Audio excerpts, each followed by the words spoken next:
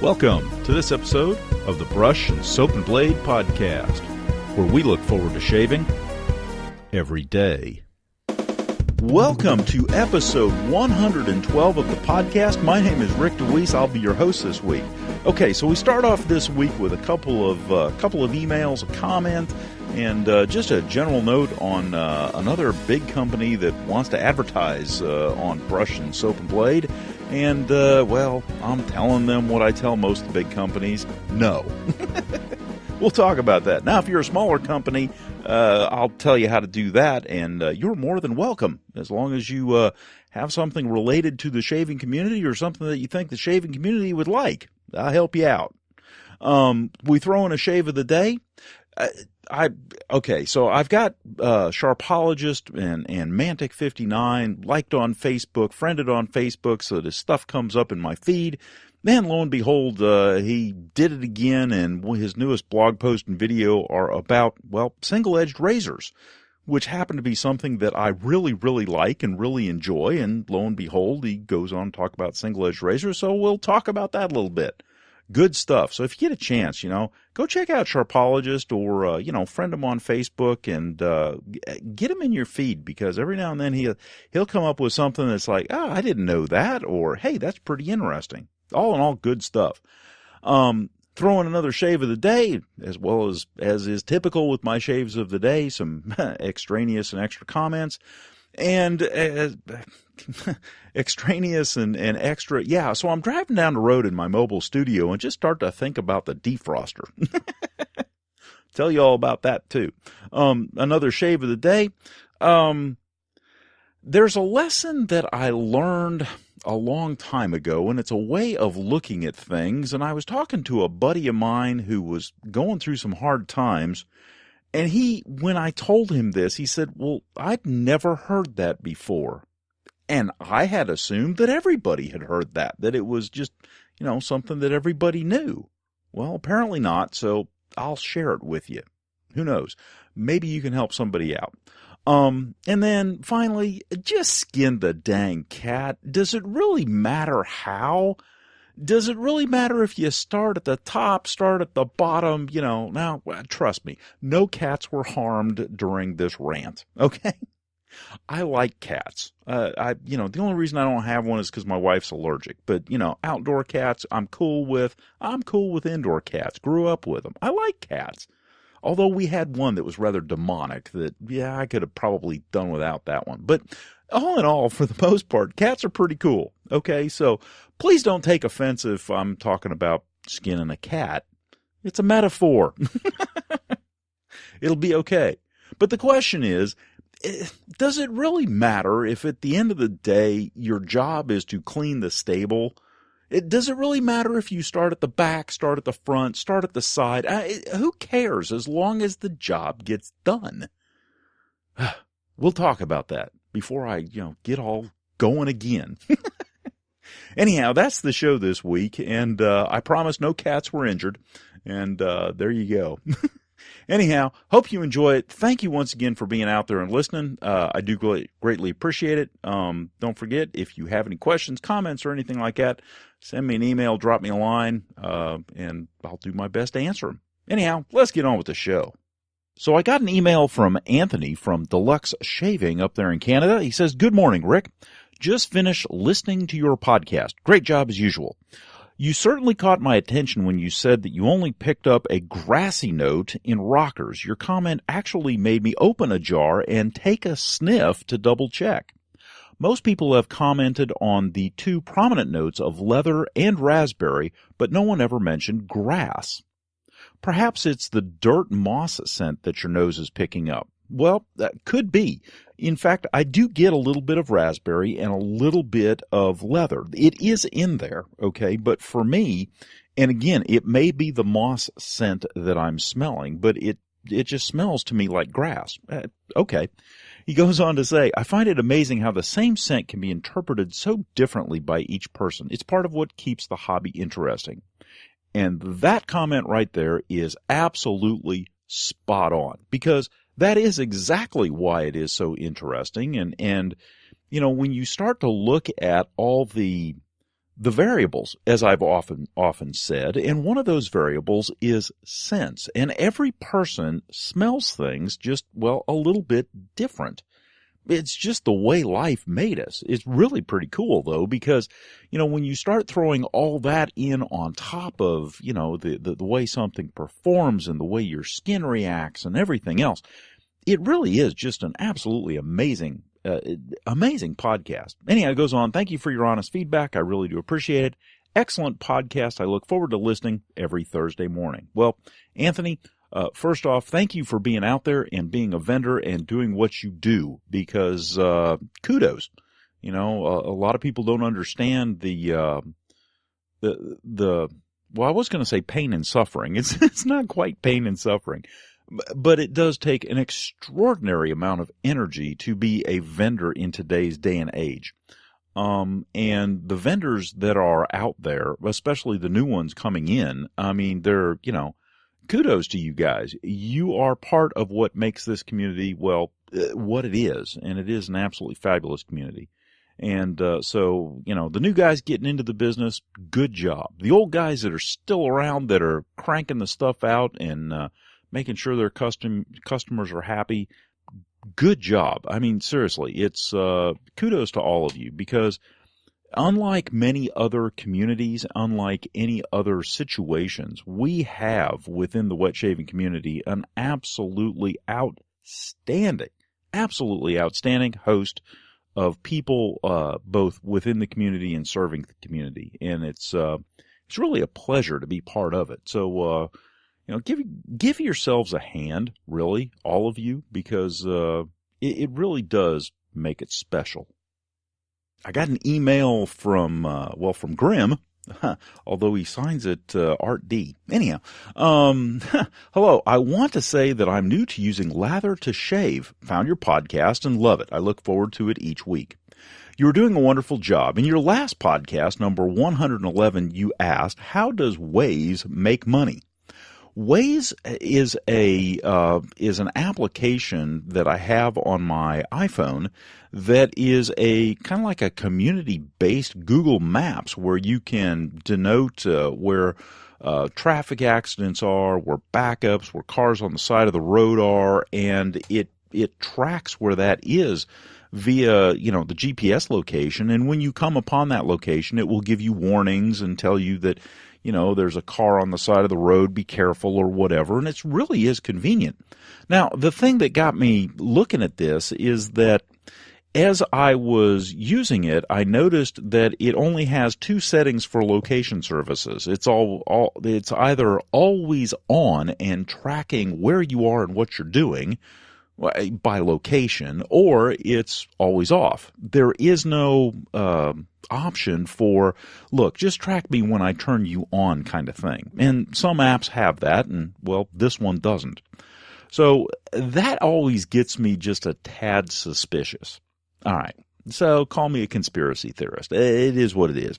But the other thing that as I was using it, when I was driving back home from a training course that I was taking, I didn't notice anything like advertising. Now, it may have been there. I didn't notice it. So I had asked the question, how does this thing get money? It's free, okay? And I'm thinking, okay, the only way that this thing can be getting money is by selling location data. Granted, it would be, they're not looking down at you specifically, necessarily, but they're looking at trends and, big location issues and where do people popularly go and potentially what speed they drive at. And, you think about it, if you're going to buy a brick and mortar store, would that information not be terribly valuable? And at least to me it would. I mean, if I can say, okay, I get the majority of traffic right here, but it goes 45 miles an hour, which is too slow or too fast to do anything. But over here, I get the same volume of traffic, and in fact, it actually drives slower. It's only 25 miles an hour. I'd want to put my business there. I'm just saying. Okay, so I was contemplating and asking out loud, where do they get their money from anyhow? This email writer, Art D, goes on to say, WAZE has been around for several years. It makes money based on location-based advertising. Since it knows where you are, they know what ads to bring up. For example, when on the highway, you might get the location of Dunkin' Donuts, since the app, so as you're driving past a location, there may be a Dunkin' Donuts in the area, right off the highway or something. And so the advertisement would pop up that, hey, that's, you can turn here and get Dunkin' Donuts. Okay. That is potentially true. I never saw it. And I was going through a major metropolitan area. And so that's what got me to wondering. Anyhow, apparently the app was sold to Google for approximately $1 billion. That's with a B, $1 billion. And since then, the founder of the company hasn't really had to worry about money. The other thing that's interesting is when Google bought it, apparently they bought the company and then allowed the founder and his team, which is based out of Israel, to continue operations pretty much unfettered by Google. It's really an interesting relationship. Anyhow, he goes on. So I'll put these up. It's a thing about the founder kind of joking about the fact that he doesn't have to worry about money anymore after Google bought him out. And then there's also a video on how they make money. So good stuff. And thank you guys for coming to the call, if you will, and let me know, how they exist. It's a great concept, but as always, I don't know, certain things make me dubious. I also got a comment on the blog from Michael, just to let you know about the WAZE Maps app. Google actually owns the app. Here's a link to the Wikipedia page for a little light reading. I'll put the link in the show notes for that one as well. Thanks, Michael. I also got another email from somebody wanting to advertise something on the site. And if I advertise on the site, they'll pay me a percentage of what they get for advertising. No thanks. I don't do that. But it is amazing how many of these silly things I get. It's some of it's shave related. Some of it isn't shave related at all. I mean, there are people out there apparently who search and look and everything else, and I understand they're trying. I get that. They're selling. I don't hold them in ill regard for at least asking, but I don't do that. Anyhow, I thought I'd put it up here just to, not naming any names, just let you know that kind of stuff goes on. It is amazing. It is humorous. I get a kick out of it. And, no hard feelings or nothing. Like I said, I got nothing against people selling things. That's how we find out what's out there. I get that. But,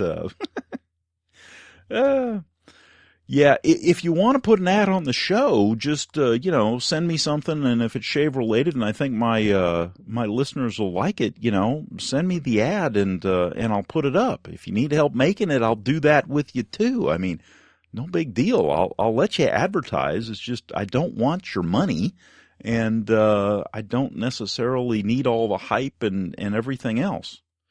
And, if you can afford, to have this kind of stuff where you're giving, donations to people just for advertising your stuff, you're probably not the same market that I'm looking for anyhow, because I'm really about helping out the smaller guys that are trying to make a dent in a fairly big industry.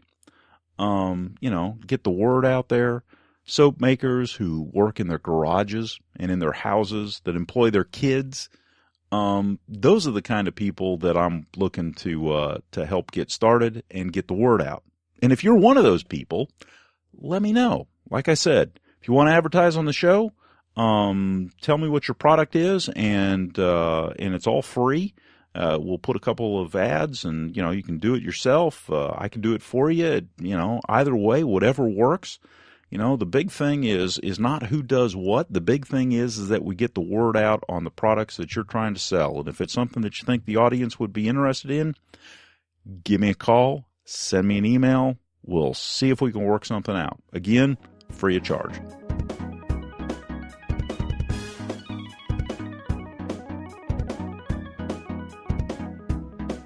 Alrighty, well, it's a bit of a cold morning this morning. It's 49 degrees out here, but that's okay. It's a good morning. We woke up. We were able to get up out of bed and take a breath. So sometimes it's the little things. All right, so today's shave of the day. Today's shave of the day was a bit of a special one. Not because of what I used or anything, but just because, of the day. Today is, an anniversary of sorts for me, and a lot of people will probably think that I'm absolutely nuts for celebrating or at least recognizing this anniversary. But this anniversary is, let's see. I have tried to state it. I was telling my wife, and I have a hard time pronouncing or saying it correctly in that fashion, so let me do it this way. I have worked for my company. Today marks 10,000 days that I have worked for my company. So, and my wife said, "What in God's name made you think of that?" Well, what I was doing, probably, 6 months ago or something like that, is I was just running some numbers to see how long I've been working for the company and, just kind of keeping track of things. And every now and then I do that, maybe once a year or something like that, and realize that, hey, I was getting up there toward 10,000 days. So I back calculated what 10,000 days would be. And lo and behold, it turned out to be, today. So I marked it on my calendar on my phone, and with today's technology, voila, it pops up. Isn't that cool? Anyhow, so today, got up out of bed, and the first thing that I did is went downstairs and ground up some fresh roasted Peruvian that I've roasted here at home, and proceeded to make myself an absolutely fabulous cup of coffee. Nice and dark and black and thick and no sugar and no cream and just, coffee goodness. Yeah, it's one of those things that it still amazes me when people take the step, because I have some friends at work that have recently taken the step to fresh ground coffee. And they're amazed at the difference in flavor qualities between the pre-ground stuff and fresh ground. And I'm thinking, yeah, you ain't seen nothing yet. You should try fresh roasted. Fresh roasted, fresh ground will, it just kind of puts it on a whole new playing field. And all of a sudden, normal coffees just don't seem to be, quite all that. So anyhow, we started off with a cup of coffee. I then went upstairs and decided I would throw on my old Timex watch that was given to me by a listener, and thank you very much. A great little watch, and it's one of the first years that Timex made an automatic watch, and it seems to be doing a very nice job. It runs well. It's in good condition. It's overall fantastic. And the thing that I have noticed most about it as I have worn it on a daily basis is, and people will scoff at this, I know they will, because back in the 70s I used to. Believe it or not, it's the doggone expandable band, that flex band, that makes it, so easily wearable. Leather bands are nice and all that, and, the metallic bands are nice and everything. But I'm here to tell you, just the light, grip of the flex band, the elastic flex band is just, back in the 70s, we used to make jokes about that. We used to make, it's not a good watch. It's got one of those cheap, cheesy flex bands on it. now that I have one, it's like, really? This is not bad. It stays where you put it. You can move your arm around and it doesn't get tight. It doesn't really change in feel. There's like a constant light pressure, and that's it. Really, from a wear and usefulness point of view, it's like, wow, that's not bad. And again, it goes back to the whole thing that, we had a really good thing back in the day. And for some reason, we decided, well, we're going to go do something else because something else is new and improved and nifty and, okay. And sometimes I put on things and I wear things and I'm thinking, yeah, it's really just for the nostalgia. And then as I wear them more and more, as I play with them more and more, I realize that, well, maybe it was, if not just as good as what we have now, maybe even better. And to be quite honest, it comes at a bit of a shock because what I come to realize is that, well, there really hasn't been a great deal of advancement. There's been some, don't get me wrong, especially in the technology front. But there's a lot of things that, yeah, we had advanced pretty far in some respects. So it's a curiosity. It's a reflection, I guess.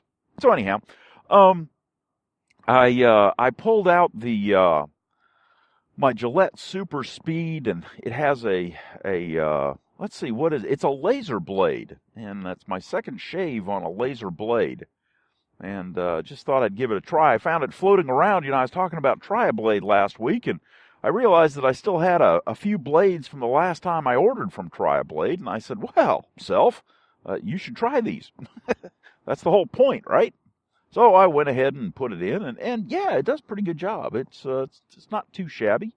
However, I did give it an advantage, and that advantage was that for my shave today, I pulled out my puck of Tabac soap. Now, Tabac soap, it's tallow-based, and it's some people have. I have heard, if I remember correctly, that some people have had issues with it as far as smell and stuff like that. And I was like, well, I don't, and the stuff lathers just fantastically. More importantly, at least from my way of thinking, is that the glide of that stuff is just, well, fabulous. It really is.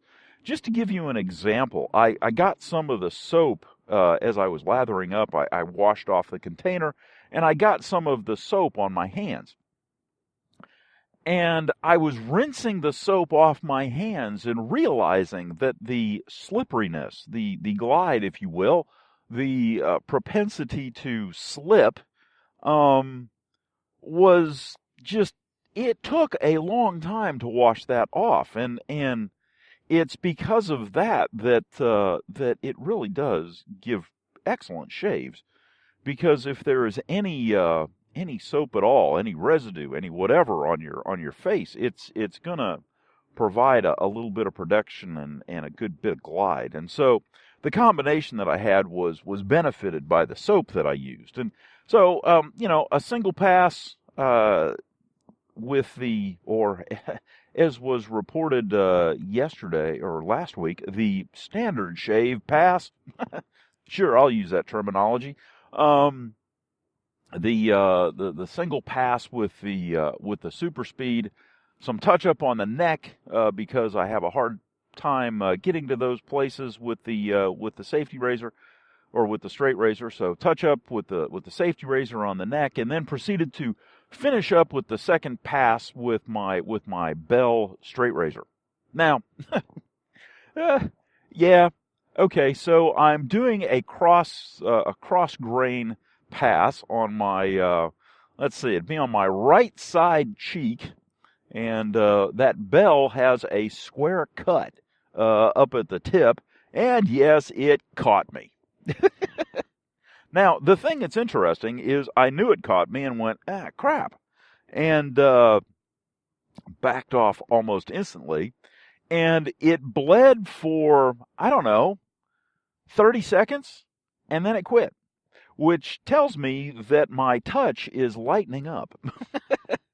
Because if it will self-clot and stop within 30 seconds, yeah, that's a good thing. So, but I did nick myself just a bit. So anybody that tells you that they don't, don't believe them. Either that or else they're having somebody else do it. I don't know. But anyhow, it was a fantastic shave. You know, I'm walking out of the house with an absolutely great shave this morning. And so I went down and I decided, okay, what aftershave do I have? Now, I don't have any tobacco from Jaloux. Otherwise, that would be the go-to, which is an excellent fall scent. So that would be an option. And so I started looking around at everything that I have, and I decided that everything that I have really didn't go, with the exception of one. And so I decided to try it. And what I did is I went and got my vintage bottle of Burma Shave Aftershave and splashed a touch of that on. And yeah, that a good combination there. It's it's got some earthy tones to it, and so it just kind of went well with the tobacco. And so with an excellent cup of coffee in my hand, and some good smelling aftershave and a fine shave to go with it, it's, walking out of the house to see what day 10,000 at the old workplace will do for me. And, it's interesting. There's a lot of people that think, oh my gosh, how can you stay that long with a company? Well, okay. The company that I work for has given me, first off, a number of opportunities. They have not pigeonholed me. I've moved around a good bit, and more importantly, I've moved around in responsibilities all over the place. And I am very thankful for that, because I have a tendency to, get bored if I stay in one place for too long. And I can honestly say, within my time of 10,000 days, I've never been bored. And that right there says something. And, am I as well compensated as some? Probably not. But I've never been bored. Anyhow, that's the shave of the day today. And, as always, some additional thoughts.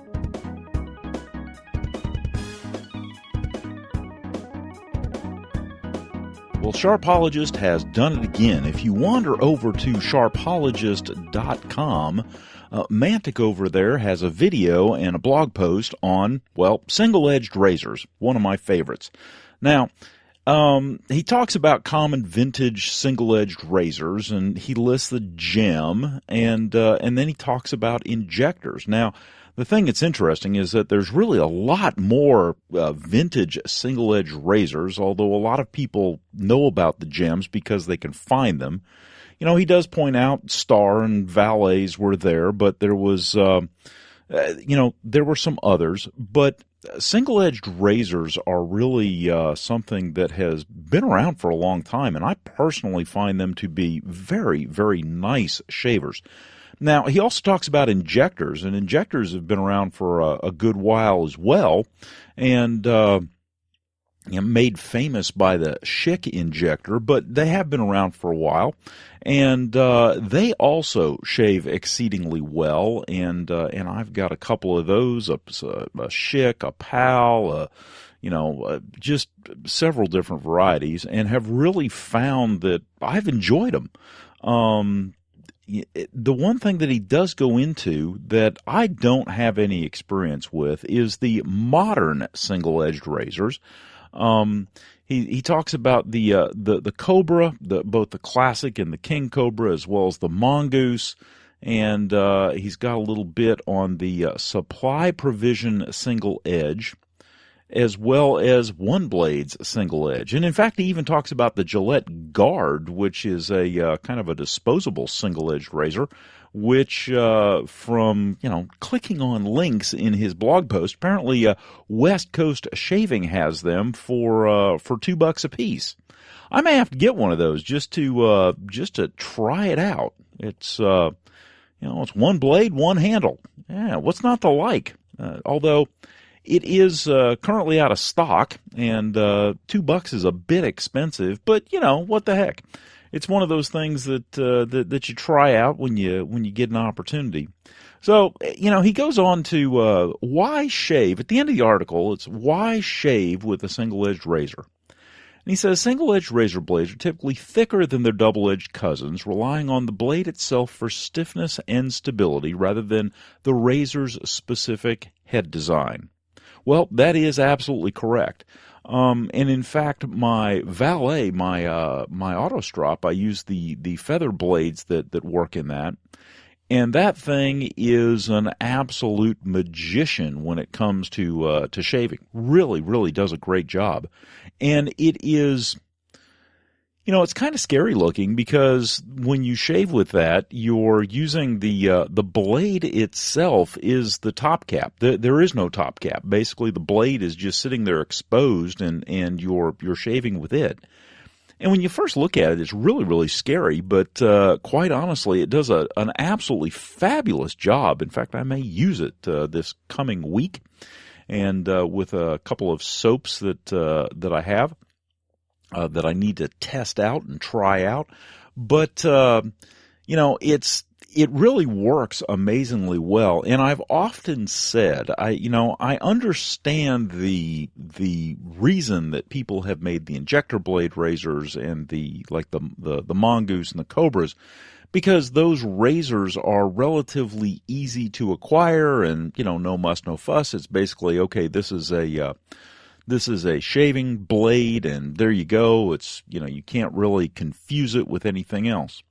On the other hand, the single-edged blades that fit in the Gem, in the Star razor, the Ever-Ready razor, those can often be confused with box-cutting razors, and because that design has been around for a long time, and so I think there's some trepidation to create a razor that uses those types of blades. However, I find that they give an absolutely wonderful shave. I mean, I've always been impressed with them.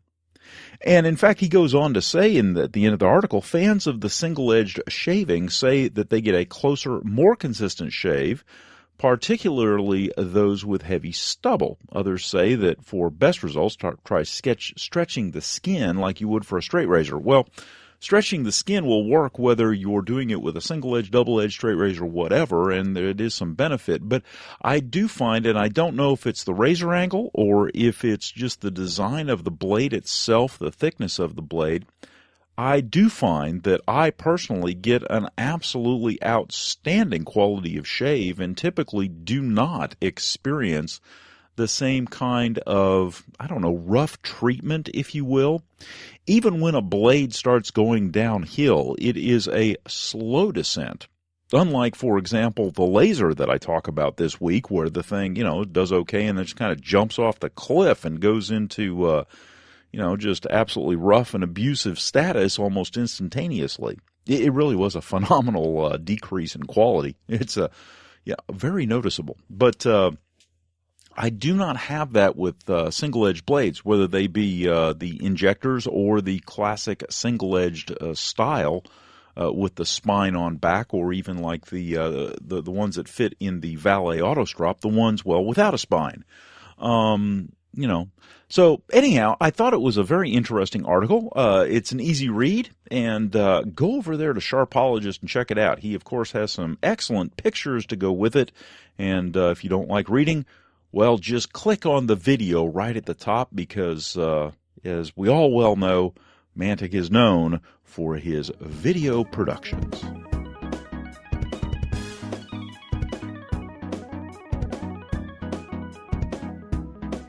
Another Monday, and apparently the good Lord has seen fit to bless us with more rain. Holy cow. Yeah, it has been raining all night. The spillway has been a spillin', and it's pretty much just a mess out here. The pond's overflowing, there's water everywhere. It's like, I thought we were done with this. The good news is that it appears to just be hitting up in the upstate, so hopefully it's not beating the tar out of the places that had the severe flooding. If it's just us, it's like, okay. Now, granted, it will go downhill, but I mean, my next door neighbor down here, their whole backyard is like a swamp. Granted, they're right on a creek bed, but it is just a swamp. So we have accumulated a lot of rain. Just one of those things, I guess. Anyhow, shave of the day. Well, first off, let's talk about the shave of the day yesterday. Now, Saturday, I used some tobacco, and so on Sunday, I decided to also use some tobacco, but changed up a little bit, shaved in the shower, and wanted to see. Now, I'm using the a laser blade in my Gillette Super Speed right now, and I can tell you that yesterday was pretty much its last shave, and I didn't change it out, and so when I shaved with it this morning, it was a painful reminder that that thing is good for, well, about 2 shaves. Rather pitiful. But there you go. That's how you find things out, right? So the laser blade was pretty much done. But one of the things that was interesting is that in the shower, I was able, one of the things about shower shaving is, first off, I can do it a little bit quicker.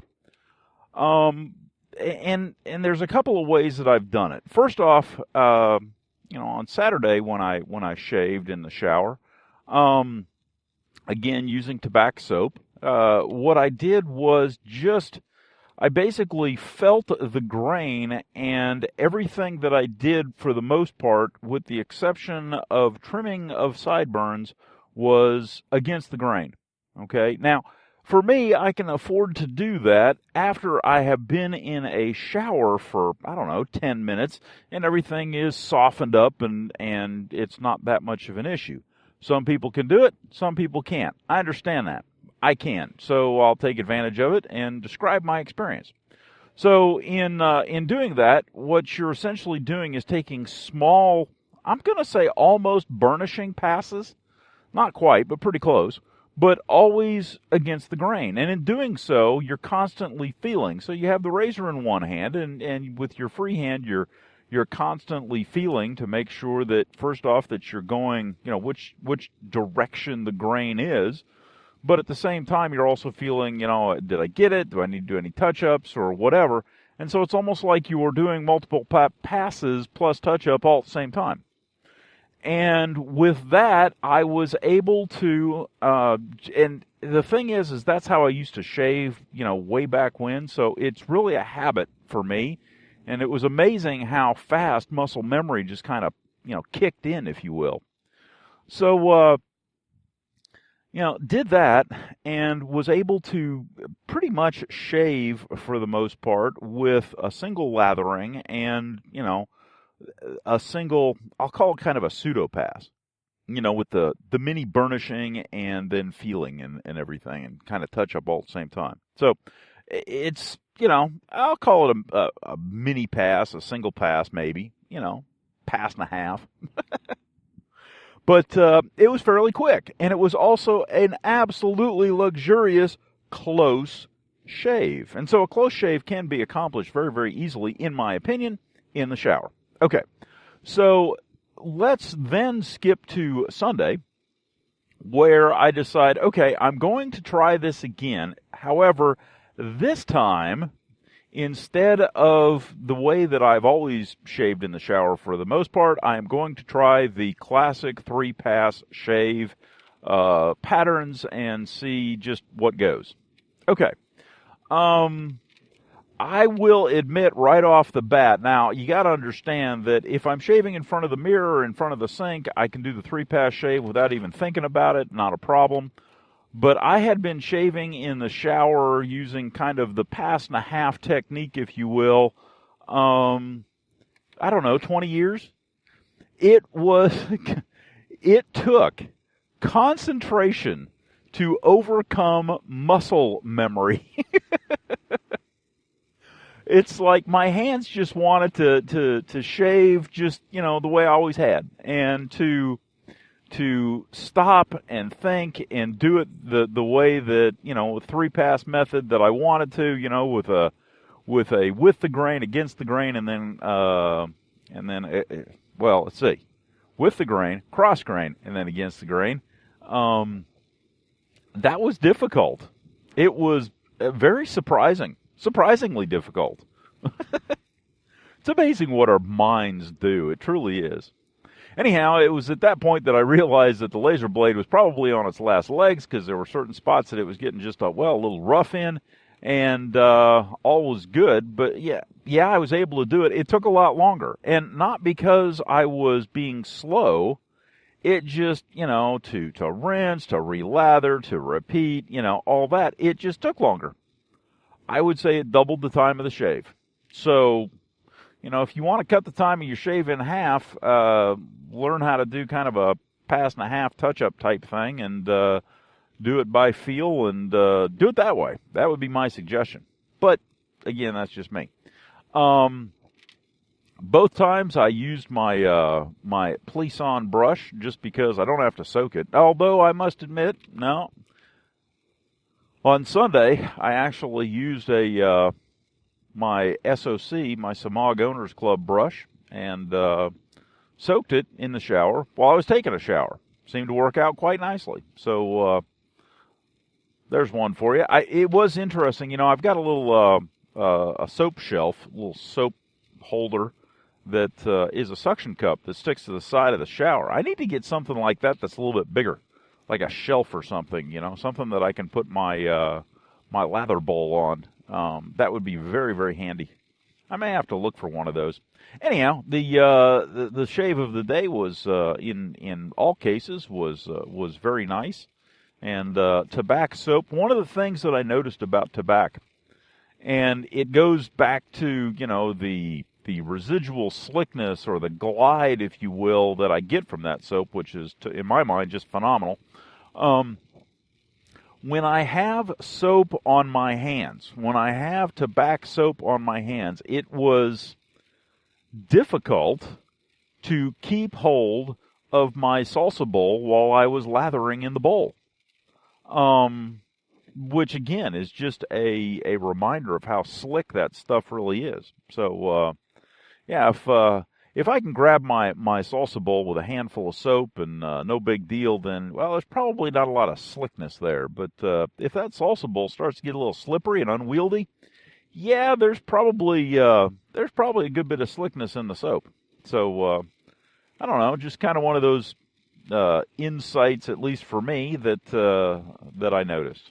Now, today's shave of the day, I went ahead and used rockers again. I used it in the shower. I wanted to see if it, one of the things that I've always said, and I have always believed, is that the smell profiles of soaps really develop in the shower. And, if there's anything different or buried or anything like that in the soap, it'll come out in the shower. So I wanted to give rockers a try. And one of the things that was interesting is I got a real good load on the brush. Now, the reason that I got a real good load on the brush is I scored a checkerboard pattern in the top of the soap with a pin. And, that really exposes a lot of soap and kind of roughs up the surface, if you will, and allows you to really load the brush nicely. So that's another thing. If you potentially have a soap that is giving you difficulties in loading, you might want to try scoring the top. Might help. But again, Plisson brush, the laser blade, of course, that I did not change out, provided for a rough shave. It is done, and so that's like the third shave, I believe. But it was not a long-lasting blade. It was smooth to begin with, and then it degraded very, very quickly. It didn't, it didn't subtly change over time. It just kind of jumped off the cliff. How's that for descriptive? But anyhow, we're driving through the rain, and it is just obnoxious. Yeah, it truly is. I mean, all the ditches are full, the roads are waterlogged. It's just, oh my gosh. The fields are starting to gather water because there's absolutely nowhere for it to go. Ground's already saturated from all the rain we've gotten in the last month. There's nowhere for this stuff to go except runoff. So I'm sure when I get down to the river, it's going to be a bit high. Anyhow, that's the day today. That's how we're starting out the morning, and hopefully all will go well.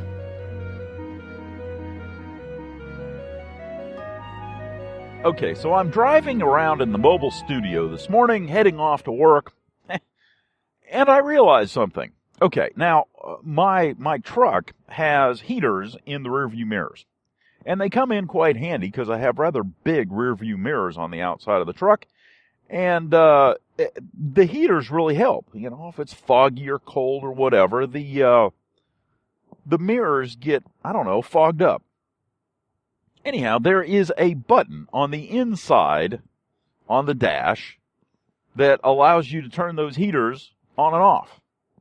Okay, nice idea. But my question is this. Why don't they just turn those stupid things on automatically when you first start up the vehicle for about a 5-minute period of time and then shut them off again? Now, the whole reason that they have the button is so, you can turn them on and off and, you don't burn them out or whatever, but I mean, it's just a little resistance heater. It's just, you pass a little bit of electricity through it. It heats up just a touch. It heats the back of the mirror, and, well, there you go. I dare say that you could probably have a pretty long lifetime on those things, and if not, well, you can always build the heater elements a little bit thicker and a little bit more robust so that you could. But it just seems that the convenience of having these things, actually turn on for 5 minutes, and if there is any stuff on your mirrors, that it's gone automatically. I don't understand why I, as a human being with today's technology, have to push a button for it. It just seems kind of a wasted motion. I don't know. It's, yeah. So did they put the button on there just so they could crow about it? Is it a selling point? Is it one of those, look, we have something and it's new and improved? I don't know. The same thing to a certain extent is like the rear window defroster. Why does that have to be turned on? Yeah, it ought to come on automatically every morning because there is a chance that your rear window is in fact frosted up. Turn it on for 10 minutes. And then turn it off. You have the button to have it manually operated, but okay, fine. But otherwise, have it do it automatically. What's up with that? It's one of those things that as I'm driving down the road, I think to myself, how many things are out there that can make life just so much easier that we somehow, for some reason, haven't done? Or maybe we have done it, and it's in other vehicles, and it just happens not to be in this one.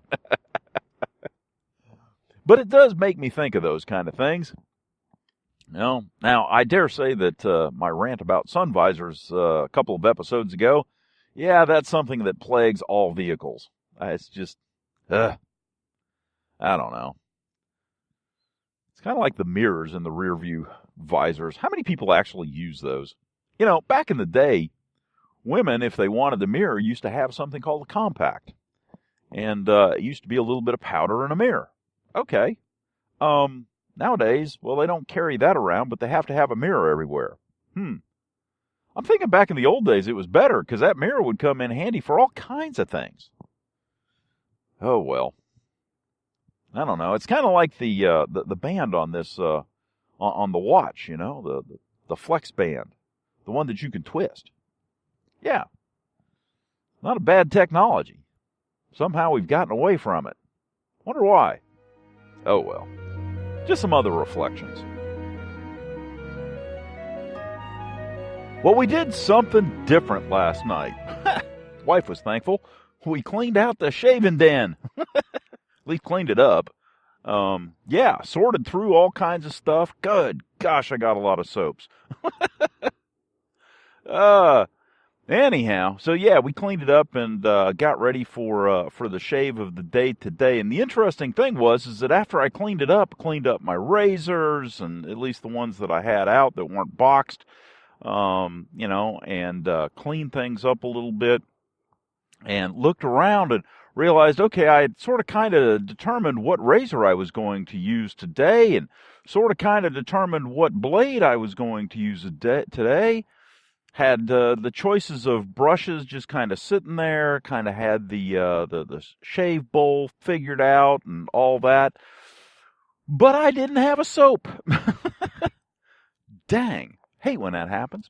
Anyhow, one of the things that I had done is I had a lot of loose soaps that were just kind of hanging out in baggies, and that makes it inconvenient to do anything with. So what I did was I went to Walmart and got some small, I don't know, Ziploc, I guess is the brand, plastic containers with lids that you could fit a puck of soap down into, and then at the same time, you'd be able to load up the brush and maybe even use it as a lather bowl in a pinch, and then put the lid back on and, keep on going. At least that was the plan. And so far it seems to have worked well. Well, one of the soaps that I had that I don't use very frequently, and one of the reasons that I don't use it is because, well, it's in a plastic bag.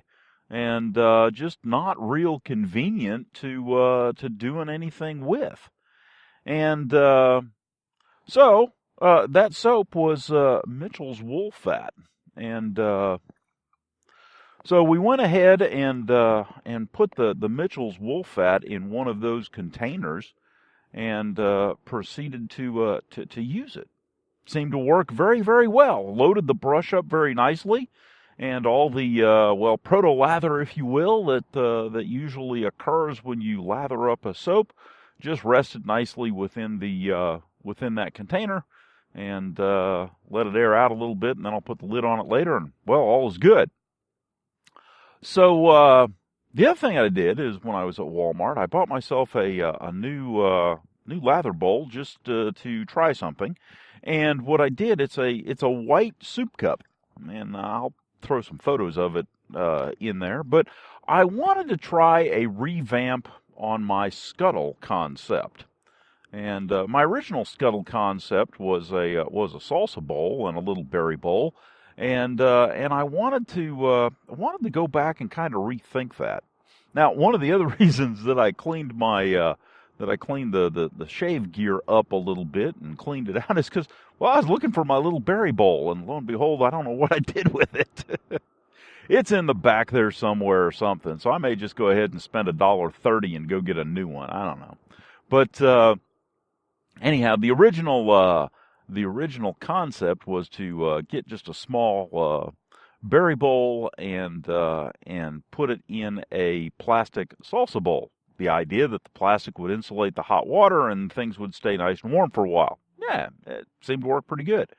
So I have since kind of, revised my thinking just a touch, and I am playing around with some other options and all, and just kind of experimenting, as it were. And so we'll see how that goes. But let's just say I had a warm lather this morning. So lathered up the Mitchell's Wool Fat with my Samag Owners Club brush, and life was good, and all went well. And then proceeded to shave. Now, the shave of the day was with my 1930s Gillette new short comb. I hadn't picked that razor up in quite a while. It used to be the daily driver. Back in the day when I didn't have that many razors to speak of, that was the daily driver. In fact, it lived in the shower for a long, long time, and lived in the shower, and just that's the one that I constantly picked up and used. And so I do have a bit of an affinity for it. And all in all, it was a great shave. Used a Treat Classic carbon steel blade, 3-pass shave. I did not do the touch-up. And, feeling around, I probably should have. Just on the neck area, underneath the chin there, or underneath the jawline there. Probably should have done a little bit of touch-up, but that's okay. It's more than socially acceptable. So life is good. Didn't do any aftershave today. Just wanted to walk out with the general feel of the Mitchell's wool fat, and kind of a woolly day, kind of a slightly overcast gray day, So there you go. And well, all in all, it's a good start. So I was talking to a friend the other day, and he's going through some tough times. Yeah, I understand that. I've been through tough times myself. I mean, I don't know if I was lucky or unfortunate or what, but I went through a lot of tough times pretty early in life, and so developed a way of looking at things, and I don't know, it works for me. I'm not going to say it works for everybody, but it works for me. And he, on the other hand, is going through some tough times, well, later in life, which, I don't know, might be more difficult. It's just, I don't know. It's rough. Anyhow, tough times are tough times, and the only thing we can do is, help support each other and, try to lean on those friendships a little bit and have some support. Anyhow, the reason for all this is that I mentioned something to him, and he said, "Wow, I've never heard that." And I thought, whoa, wait a minute. I thought everybody had heard that, and he never had. And so I said, well, that's something that maybe would benefit other people. And so this is what I told him, and this relates to, when you're sitting there in the darkness of, if you will, of hard times, of difficult situations, and you're struggling. You're literally, kind of looking around in a dark room thinking, my God, will there ever be light again? Is it ever going to get better? Is there ever going to be a reason to smile and to look around? And what I told him was this, is that God has granted us, and, whether you believe that or not, I do, okay? And so I'm going to say it that way, but if it makes you feel any better, Mother Nature has provided us with the capacity.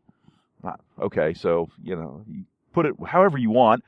God has provided us with the ability to have this reality, and that is that the good points in our life are carved in granite, and the bad points in our life are carved in sand. And at some point, the winds of time and change allow that sand to be blown away so that we don't really remember the bad times. But just like wind on rock, the good things that we've carved in the granite of our lives remains. Now, the other thing that is interesting that I have experienced in my own life is that oftentimes we ourselves are standing in the way of the winds of change blowing the sand and blowing the memory that is carved in sand, the bad times. We ourselves are what's standing in the way of that occurring. And at a certain point, again, at least for me, it was me getting out of the way and letting life happen again without trying to, I guess, superanalyze it more than anything else, without trying to determine if every single nuance and step and event was some way connected and some way had meaning, of just stepping out of the way and let life happen and let smiles happen again and let relationships and friendships and let all of it just happen again. It was when I got out of the way that the winds of time eradicated the bad points that had been carved in sand. And in looking back, I realized that it is very, very easy to remember the highlights, the good times, the points that I have intentionally carved in granite. The birth of my children, the marriage to my wife, the meeting of my wife the first time, when I proposed to my wife, the various friends that I've had over the years, deep conversations that I've had with people that really meant a lot to me. My family, my mom, my dad, those points in my life. Yeah, I purposely carved those in granite, and I can look back on those and remember those very, very easily. The bad points, on the other hand, the breakups, the things that have hurt me. When I look back at those, I know they happened. If I think really hard on it, I can remember the circumstances. But I don't necessarily remember the depth of the pain. I remember that it occurred, and I've tried to learn from it, but they're carved in sand, and the memories, while there, are, just a bit fuzzy. And that's a gift. That is absolutely a gift that was given to us, and it's good that people at least understand that they have that. And so I thought I would share, because in my head, I thought everybody knew that. And in talking to my friend, maybe everybody doesn't. Okay, so here's a question for you. Is it more important to skin the cat in a certain method, using a certain technique, or is the objective just to skin the cat? Okay, this just drives me crazy. All right. People do things differently. We're not all the same. We are not all clones. For example, we don't all shave the same. We don't all have the same grain pattern. Sometimes it just can't be accomplished the same way. It's life. But yet there are people out there who, for whatever reason, think that it's their way or the highway, and the only way is the method. The method? What method? Well, the method that somebody dictated.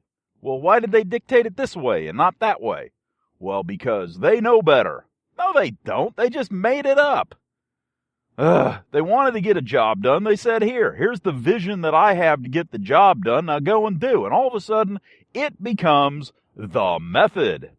Okay, now, when you're talking baking a cake, okay, and you're learning how to bake a cake the first time, you follow the recipe. When you get to a certain level of competence, I'm sorry, you don't necessarily need to follow the recipe. And you can put a little bit of this and a little bit of that and take this out because you have an understanding of the cause and effects.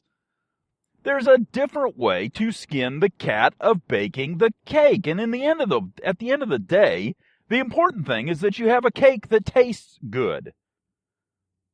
That's the objective. The objective is not, bake a cake using this recipe. I'm sorry, that's not the objective. And it just absolutely flabbergasts me that there are people out there who do not understand or realize that there's more than one way to do things. And they cannot, for the life of them, get past the fact that there's more than one way to skin the cat.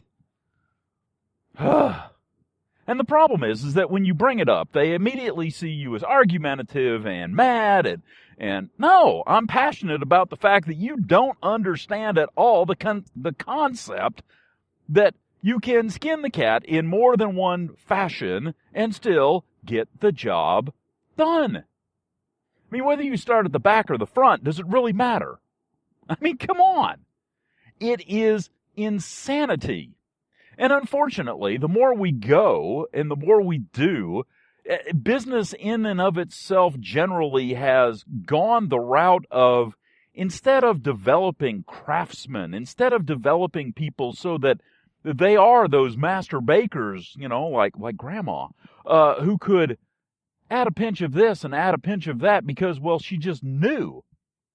Instead of that, they hand everybody a recipe card, and it's gotten to the point where no one knows how to do anything without the recipe. And so what inevitably happens is, because everybody's standing around with a recipe, you end up with no one ever doing anything different. You will never think outside of the box when people are spending all of their lifelong days telling you that the box exists and that you need to stay in it. Drives me nuts. You know, you stand back at the end of the day and you think, why are we failing miserably in manufacturing to do things? Now, well, granted, there's the high cost and there's all this other stuff, but at the same time, I mean, come on. Really? If you can't think outside the box to do anything new and different, nor if you do think outside the box, will anybody let you do anything new and different, is it any wonder we're not doing anything new and different? It's kind of insane, the circle that we've created for ourselves so that we kind of run around and around and around and think we're going somewhere when in fact we're not. We're just sitting inside the same box and congratulating ourselves on our ingenuity for doing it. It's not ingenuity. To a certain extent, it's laziness. You know, it's interesting. My dad once told me, and it's taken me a long time to realize this, and it's not in all cases, but in some cases. He railed just a bit against the concept of teamwork. Now, in certain situations, yes, teamwork does have its place. The problem is that people try to put it on everything and say, well, aren't we special? We have figured out how to do this task using teamwork. Okay, so I am reminded that the teamwork's idea of a horse is a camel. Yeah, it just didn't quite work out to be the horse, did it? Anyhow,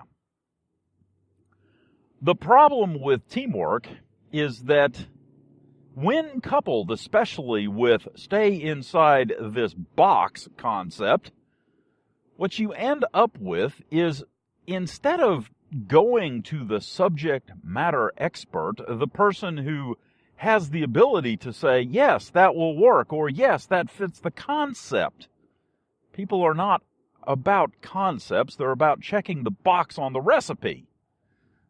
But instead of saying, yes, that will work, you end up having to have everybody agree and having to have it fit within the box.